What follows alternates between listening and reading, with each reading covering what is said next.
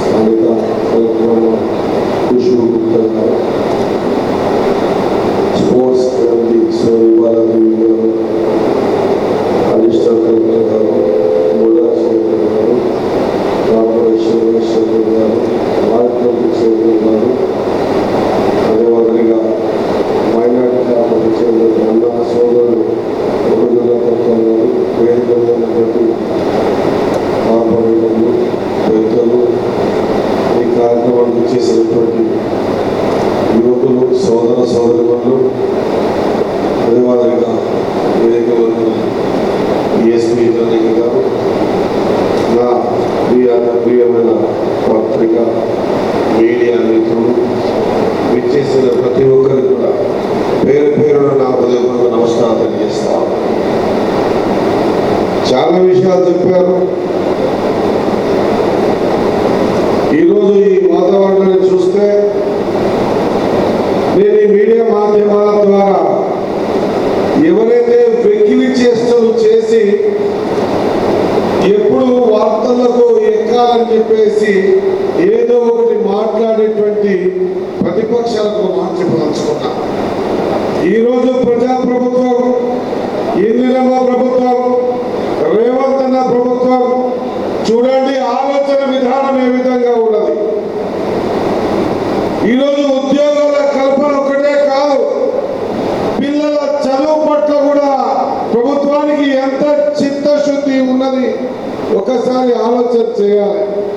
నేను యువకులతో కోరుతా ఉన్నా, ఈరోజు ఏ స్కూల్ అయినా తీసుకోండి, లేకుంటే గురుకులాలైనా తీసుకోండి, గత కొన్ని సంవత్సరాలుగా పిల్లలకు మంచి భోజన వసతి ఉండాలని డైట్ ఛార్జెస్, కాస్మెటిక్ ఛార్జెస్ పెంచి విద్యలో నైపుణ్యం ఉండాలని చెప్పేసి టీచర్లు స్ట్రెస్ లో ఉంటే పిల్లలకు సరైన పాఠాలు చెప్పలేరన్న ఉద్దేశంతో కొన్ని సంవత్సరాల నుంచి ట్రాన్స్ఫర్స్ కానీ ప్రమోషన్స్ లేకుండా స్ట్రెస్ లో ఉన్న టీచర్లు పిల్లలకు క్లాస్ రూమ్లలో ఏం పాఠం చెబుతారని ఎవరు ఊహించని విధంగా 25,000 ట్రాన్స్ఫర్స్ ప్రమోషన్స్ ఇచ్చినటువంటి ఈ ప్రజాప్రభుత్వం అంతా మన ప్రియతమ ముఖ్యమంత్రి రేవంత్ అన్న విషయాన్ని మర్చిపోతుందని తెలియజేస్తా ఉన్నా. తన దగ్గరనే ఆ శాఖ పెట్టుకొని ఖచ్చితంగా విద్యలో, ఉద్యోగాల్లో ఒక నూతనమైనటువంటి ఆలోచన విధానాన్ని తీసుకురావాలని ఆయన సంకల్పం చాలా బలమైంది. ఒకసారి మీరు ఆలోచన చేయాలి. యువకులారా, ప్రభుత్వ ఉద్యోగాలే కాదు, ఈరోజు ఉదాహరణ తీసుకుంటే యూత్ సర్వీసెస్ స్పోర్ట్స్ డిపార్ట్మెంట్ నుంచి ఈరోజు ఉమ్మడి 10 జిల్లాలలో ఈ కార్యక్రమాన్ని తీసుకొని ఇప్పటి వరకే దాదాపు నా లెక్కల, ఇంతకుముందు ఇచ్చిన లెక్కల ప్రకారంగా 1,34,00,000 మంది విద్యార్థులు, ఉద్యోగస్తులు తమ దరఖాస్తు పెట్టుకున్నారు. ఈ దరఖాస్తు పెట్టుకోవడం పేపర్ వర్క్ కాదు, ఇది దాదాపు 2,200 కంపెనీలతో అగ్రిమెంట్స్ చేసుకొని ఈ కార్యక్రమాన్ని ఇప్పుడిప్పుడే నిర్ణయం చేయడమే కాకుండా సుదీర్ఘమైన ఆలోచన విధానంతో ఉద్యోగాల కల్పన ఏ విధంగానైనా చేయాలనే ఒక సంకల్పంతో తీసుకున్న నిర్ణయం అని మర్చిపోతుందని తెలియజేస్తా ఉన్నా. యువకులలో మీ పట్ల ముఖ్యమంత్రి గారి ఆలోచన విధానం రేయింబౌళ్ళు పనిచేసి మీకు సరైన ప్లాట్ఫామ్ ఇద్దామనే ఆలోచనతో ఉన్నారన్న విషయాన్ని యువకులు మర్చిపోతూ చెప్తా ఉన్నా. ఇదివరకే చెప్పారు, స్థానిక శాసనసభ్యులు ఎవరి ఏదో ట్వీట్ చేయగానే, ట్విట్టర్లో పెట్టగానే ఉద్యోగాలు రావు, 4 ఇంగ్లీష్లో మాట్లాడగానే ఉద్యోగాలు రావు. పిల్లలకు ఉద్యోగాలు ఇవ్వడానికి కంపెనీలతో మాట్లాడి తీసుకొచ్చి కూర్చోబెట్టి ఈ విధంగా జాబ్ మేళలు ఏర్పాటు చేసి, ఉదాహరణకి తీసుకుంటే ఉమ్మడి పాలమూరు జిల్లాకు సంబంధించి ఇప్పటికే 98 కంపెనీలతో అగ్రిమెంట్ వచ్చి చేసుకోవడం ఒక్కటే కాకుండా ఆ కంపెనీలు ఇక్కడికి వచ్చి వివిధ స్థానాల్లో కూర్చొని ఇప్పటి వరకు 24,680 మంది విద్యార్థులు తమ రిజిస్ట్రేషన్ చేసుకొని 5 జిల్లాలకు వచ్చి వచ్చారు. దాదాపు 3,500 ఉద్యోగాలు ఇవ్వాలనే ఒక సంకల్పంతో ఈ కార్యక్రమం తీసుకున్నాం. ఇప్పుడే ఒక స్టాల్లో కలెక్టర్ గారు మా సోని బాలదేవి గారు చూపిస్తూ ఉంటారు. అప్పుడప్పుడే ఒక ఇంటర్వ్యూస్ తీసుకొని ఇద్దరికి ఉద్యోగం కూడా సర్టిఫికెట్స్ మీ చేతుల మీద ఇస్తున్నామని చెప్పడం ఒకసారి ఆలోచన చేయాలి.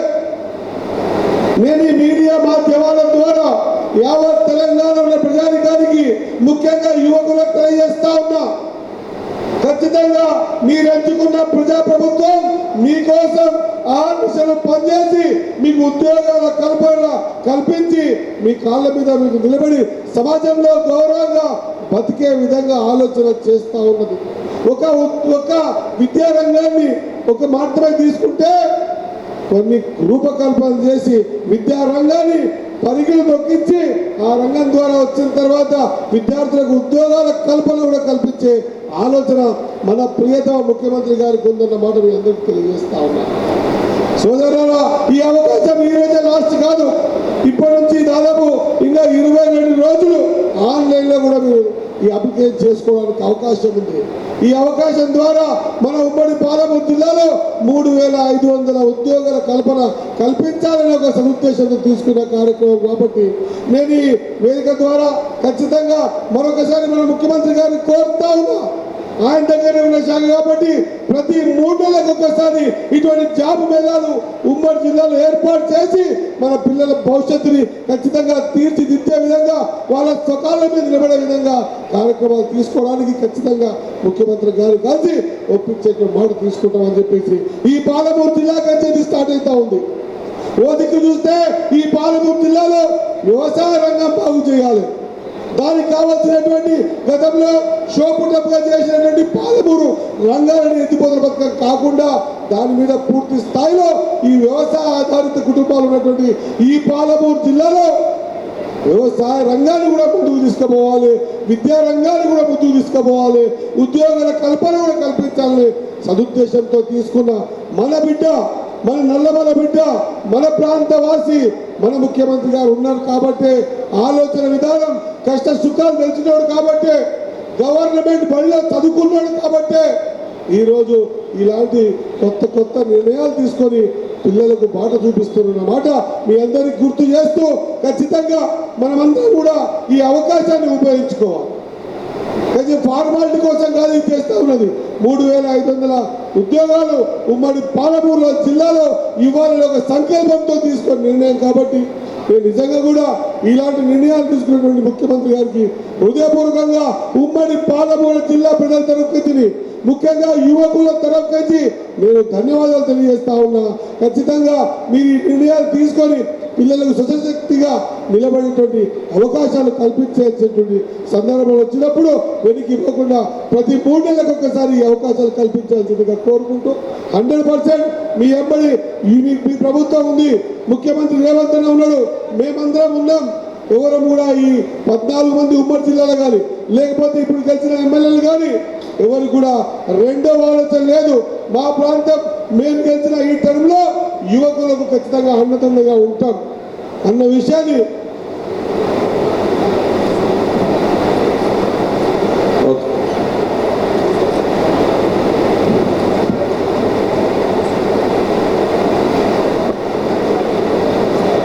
ఇప్పుడే చెప్తా ఉంది సోనిబాల మేడం గారు.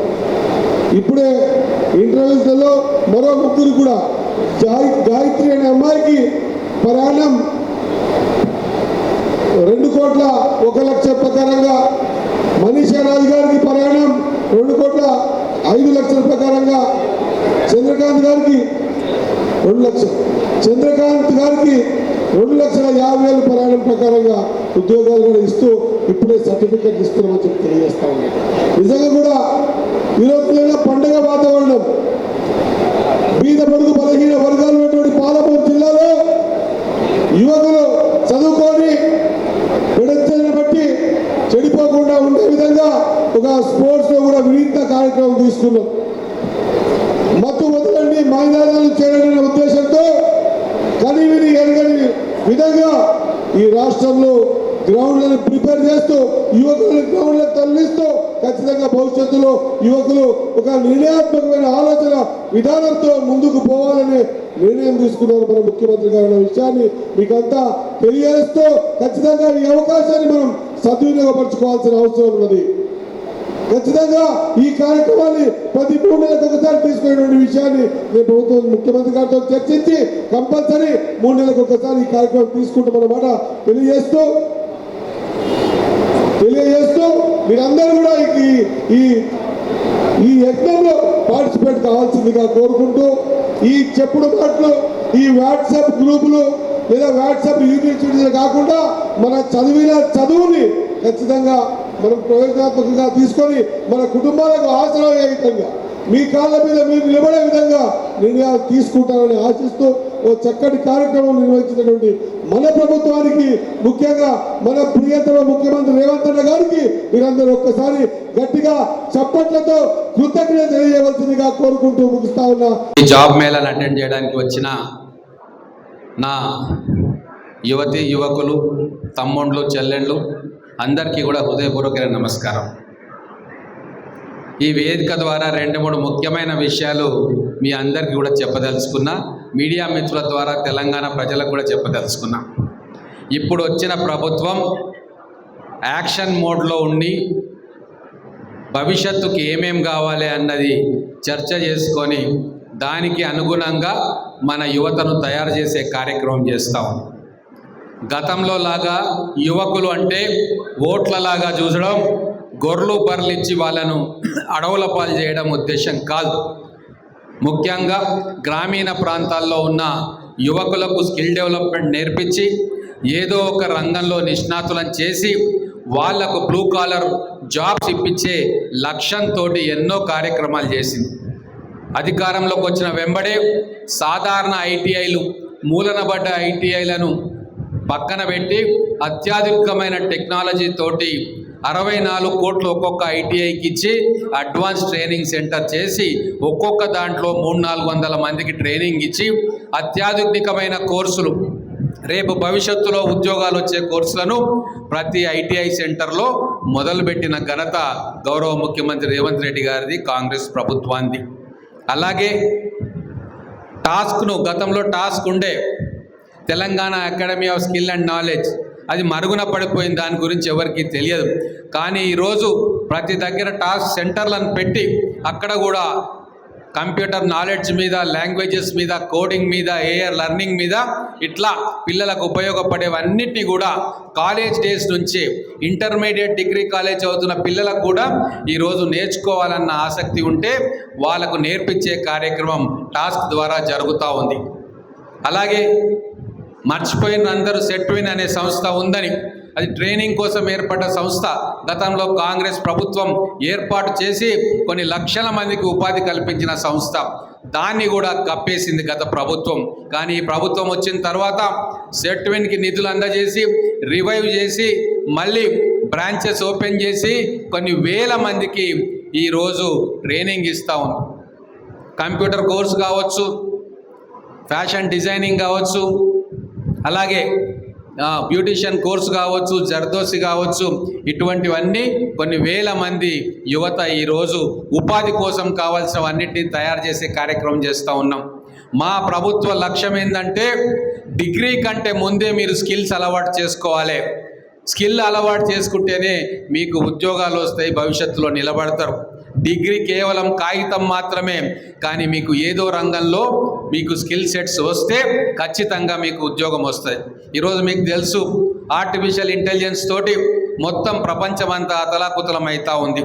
మన యువతను దానికి తర్ఫీదు ఇచ్చేటట్టుగా మన ముఖ్యమంత్రి గారు, కాంగ్రెస్ ప్రభుత్వం, మన మంత్రివర్యులు ఆలోచన చేస్తూ ఉన్నారు. గతానికి ఇప్పటికీ ఇదే తేడా.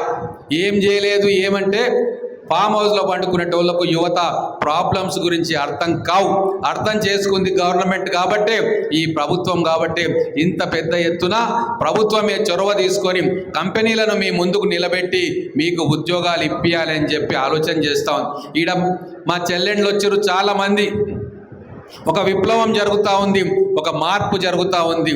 మహబూబ్ నగర్లో, దేవరకథల్లో, కొత్తకోటలో, నారాయణపేటలో ఉన్న పిల్లలు కూడా ఫ్రీ బస్సు తోటి మా చెల్లెండ్లు పొద్దున్నే హైదరాబాద్లో శంషాబాద్ ఎయిర్పోర్టులో మిగతా దగ్గర ఉద్యోగాలు చేయడానికి మా చెల్లెండ్లు నిర్భయంగా మన మహాలక్ష్మి పథకంలో వెళ్తూ ఉన్నారు. కొన్ని లక్షల మంది చెల్లెండ్ల విజయగాథలు చూస్తూ ఉంటే మేము ఎమ్మెల్యే అయినందుకు, ఈ ప్రభుత్వంలో భాగస్వాములం అయినందుకు చాలా గర్వంగా ఉంది. అందుకే మార్పు తీసుకొచ్చే ప్రయత్నం మన ప్రభుత్వం చేస్తూ ఉంది. ఈ మార్పు మీ భవిష్యత్తు నిలబెట్టడానికి, మిమ్మల్ని ఉన్నతంగా తీర్చిదిద్దడానికి, రాబోయే ప్రపంచంలో మిమ్మల్ని తయారు చేయడానికి, అలాగే మీకోసం ఇంకొక నవ నగరాన్ని నిర్మాణం చేస్తూ ఉంది ఈ ప్రభుత్వం. ముఖ్యమంత్రి రేవంత్ రెడ్డి గారి ఆలోచనల ఫలితం, ఆయన కలల ఫలితం మన కోసం భారత్ ఫ్యూచర్ సిటీ అనే నగరాన్ని మన విద్యార్థుల కోసం, మన యువత కోసం, మన యువతీ యువకుల కోసం తయారు చేస్తూ ఉన్నారు. 13,000 ఎకరాలతో మొదలై ఇప్పుడు 30,000 ఎకరాల్లో ప్రపంచంలో ఉన్న మేటి కంపెనీలను కూడా మన పాలమూరు జిల్లా, తెలంగాణ జిల్లా యువత ముంగిట్లో నిలబెట్టబోతున్నాడు. అంత గొప్ప కళను మన ముఖ్యమంత్రి రేవంత్ రెడ్డి గారు కంటా ఉన్నారు. వారికి అండగా నిలిచి ఆయన తలపెట్టిన మహత్ కార్యక్రమాలు పూర్తి చేయించాల్సిన బాధ్యత ఈరోజు యువత మీద ఉంది. గాలి మాటలతోటి ఉద్యోగాల కల్పన రాదు, ట్విట్టర్లో పోస్టులు పెడితే రాదు, ఒక ఐటీ కంపెనీలాగా పోయి ఇంగ్లీష్లో మాట్లాడితే ఉద్యోగాలు రావు. ఉద్యోగాలు రావాలంటే మన గడ్డ మీద ప్రేమ ఉండాలి, మన పిల్లల పట్ల ప్రేమ ఉండాలి. వాళ్ళకు ఏం నేర్పిస్తే వాళ్ళకు ఉద్యోగాలు వస్తాయి, ఏ కంపెనీలను తీసుకొస్తే వాళ్ళకు ఉద్యోగాలు వస్తాయి అని చెప్పి మీ మీద ప్రేమ ఉన్న వ్యక్తే మన గౌరవ ముఖ్యమంత్రి రేవంత్ రెడ్డి గారు. అందుకే కొన్ని లక్షల ఉద్యోగాల కల్పన కోసం పునాది రాయి వేస్తూ ఉన్నాడు. ఆ రోజు కాంగ్రెస్ ప్రభుత్వం హైటెక్ సిటీలో ఒక పునాది రాయి వేసింది. నెదురుమల్లి జనార్దన్ రెడ్డి గారు ముఖ్యమంత్రిగా ఉన్నప్పుడు అది ఈరోజు పెరిగి దాదాపుగా 10 లక్షల మంది ఐటీ అండ్ ఐటీ సర్వీసెస్కి ఉద్యోగాలు ఇచ్చే స్థాయికి ఎదిగింది. మళ్ళీ అటువంటి బృహత్తరమైన ప్రయత్నం మన ముఖ్యమంత్రి గారు భారత్ ఫ్యూచర్ సిటీ రూపంలో తీసుకువస్తూ ఉన్నారు. అందుకే మీరందరూ కూడా అన్ని స్కిల్స్ నేర్చుకోవాలి, ఇంకా అప్గ్రేడ్ కావాలని చెప్పి కోరుకుంటూ ఈ కార్యక్రమానికి వచ్చేసినందుకు ధన్యవాదాలు.